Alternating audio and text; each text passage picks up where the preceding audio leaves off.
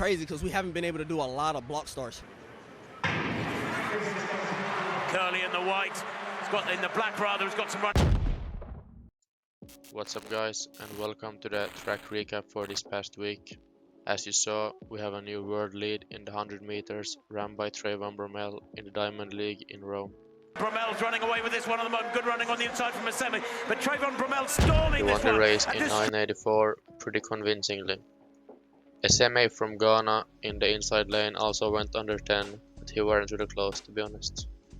This race now ranks Trayvon Bromell at the top for this season at 100, and this is a really big deal for Trayvon, who hasn't run under 10 seconds since 2022 when he had this monster of a season. Look at his start, man.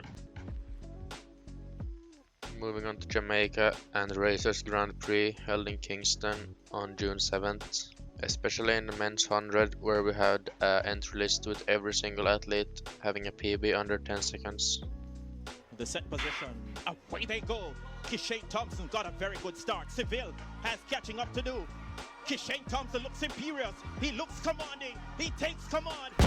A controlled win for Kishane Thompson, who ran a 9:88. After the race, he claimed to be healthy and hungry for more, which means big things are coming this season. And yeah, shout out to Oblique Seville, who also ran under 10 this race. But man, look how small Walasa looks compared to Thompson when running this race.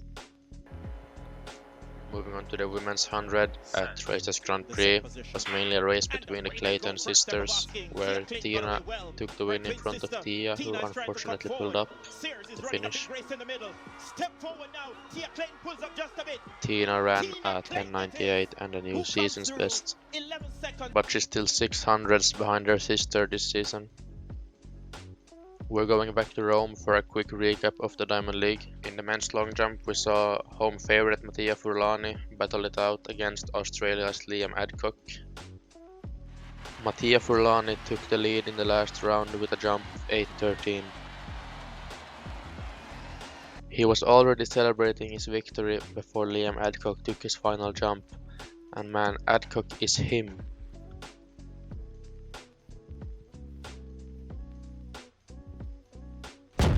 .834 and the new world lead in a slight headwind from Adcock. Adcock isn't playing this year and he's up and coming.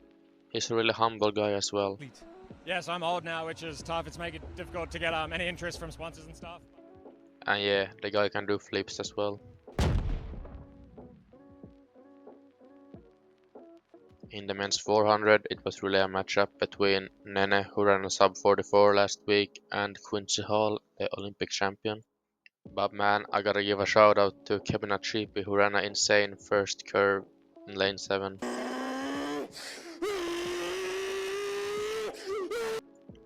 However, the race was decided in the last 10 meters, where Quincy Hall pulled off his signature move and almost face planted on the track. Overall, it was a really solid race with 6 men going sub 45 and probably 7 if Molnar started as well. But look at Quincy Hall grinding it out, leaving absolutely nothing left in the tank, looking like this was the Olympics.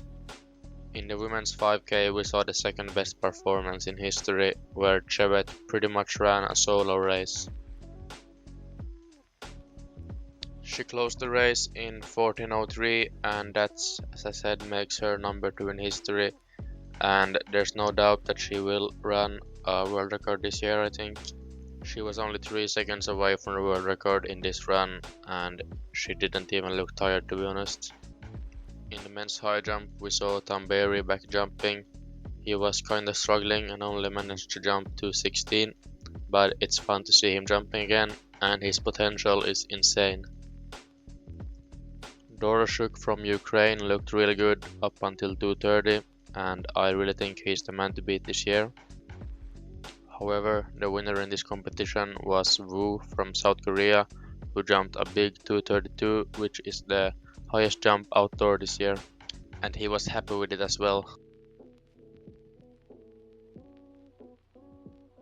The men's 110 hurdles was a really close race, where Tinch looked really good up until the last hurdle, where Joseph closed in on him really good and stole the victory. I swear Roberts is always hitting the last hurdles every single race and always fails to get a good time because of it. In the women's pole vault, Sandy Morris from United States jumped a really good 480, which should be the highest jump outdoors this year. In the men's shot put, Tom Walsh managed to win the competition with a throw of 21.89. It was a really tight comp, but he managed to get the victory. We're going back to Jamaica and Kingston for a quick recap of the race's Grand Prix, and more specifically the men's 200, where we saw a new world leading time.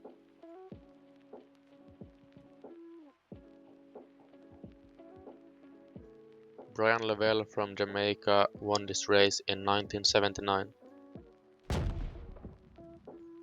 It was a slight too hard tailwind, but this still makes him the shared number 1 in the world this year, with 2 collegiate guys and Gout in the top 4. In the men's 110 hurdles, we saw a close race between Broadbell and Trey Cunningham. Similarly to the Rome Diamond League, this race was won on the last hurdle, with Broadbell stealing the victory in front of Cunningham. The times were solid as well, with 13:06 and 13:08, and Cunningham showing his consistency. But did you see what Broadbell was doing to Cunningham over the last 10 meters? Bro was smiling at him. And then the women's 200, with Shericka Jackson being the big name in this competition, looking to improve his season's best. But I don't know, it looks pretty heavy for her right now, and she clocks a 22.53. But if you really want to be competitive this year, something needs to happen, especially when Alfred is running 22s like it's nothing. In the women's hammer, we saw a new world record in the U20 category, with Yale Shang throwing a new world record with almost 2 meters. We also saw a new world lead in the shot put by Leonardo Fabri, who threw 21.31. And our favorite long jumper, Echevarria, is continuing his season in great shape with 8.24. He's competing at some smaller competitions right now, but I feel like he could be a contender this year. If you have watched this point, I'm really grateful, and this was the recap for this week. A bit shorter, but next week we have the NCAA finals and also a couple of Diamond Leagues, so looking forward to that. And please like if you want to, and subscribe.